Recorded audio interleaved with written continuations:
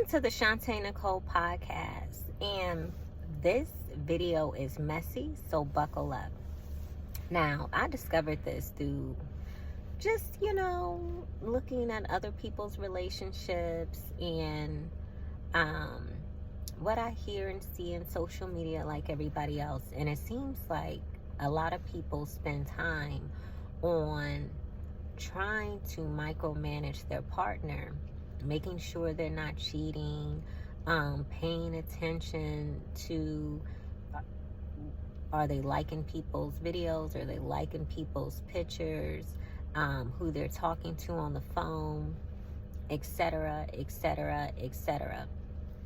And I want to volunteer information because she got game. Let me tell you the blueprint.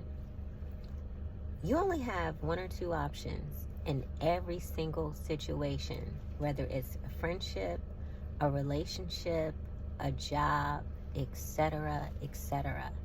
Stay or leave. That's it. Stay or leave. If you catch somebody cheating, stay or leave. It's not even worth complaining about. Stay or leave, because when people go through people's cell phone, like I come from a time where we had pay phones. We didn't really have cell phones.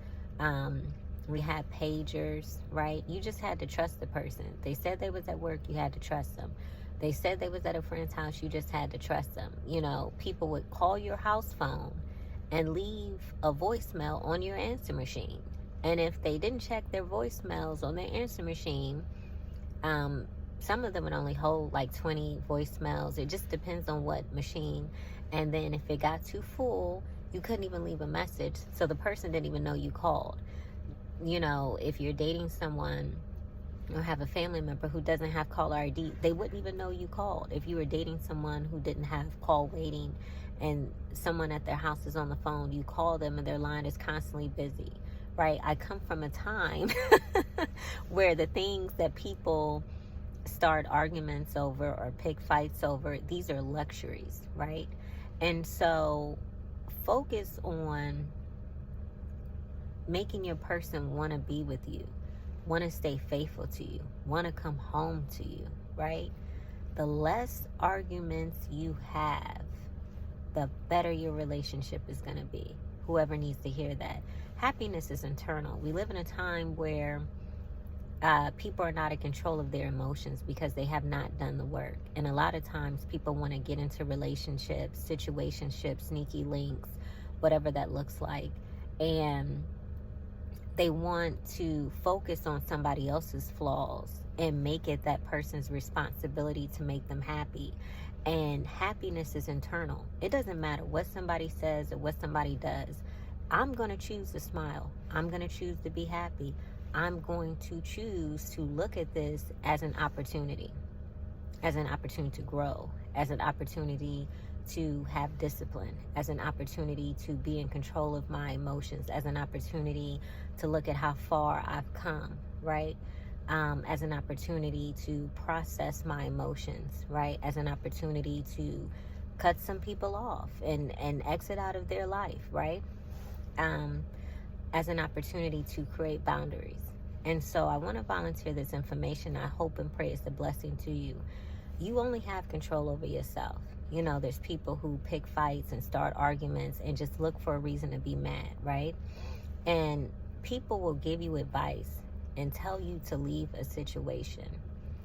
But every single thing, if you have a good person in your life, somebody who loves you, cares about you, have your back, people will encourage you to leave that situation and won't do half of the stuff that person does for you.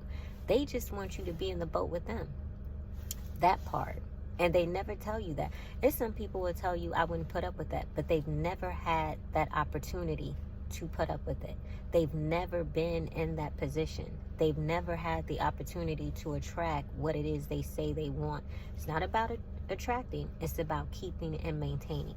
Anybody can buy a car, but can you pay it off? Anybody can be a homeowner, but can you pay it off? Anybody can have a child, but can you raise it? Are they going to grow up to be successful? Like, can you maintain it? Can you grow it? Can you develop it?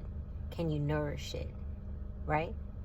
I want to volunteer this information because the cost of living is so high that people are out here playing games. They're not ready to pay 100%. I'm the only child, right? I was raised by a strong black woman. Like, my mom has had 12 surgeries and none of them were plastic, right?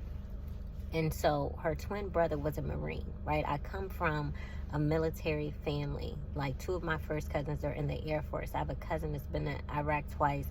I have cousins in the Navy. Like, I come from a military family, right?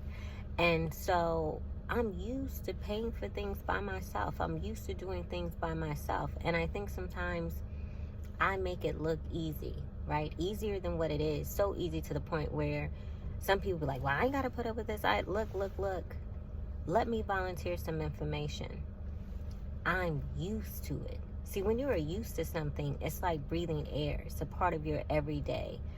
But if you're used to always getting help, receiving help, not figuring it out for yourself, this is not that.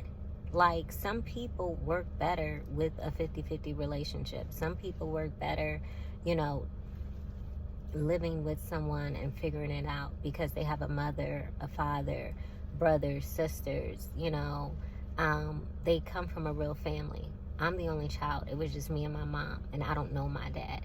So my mindset, how I process information, is different from other people. You get what I'm saying?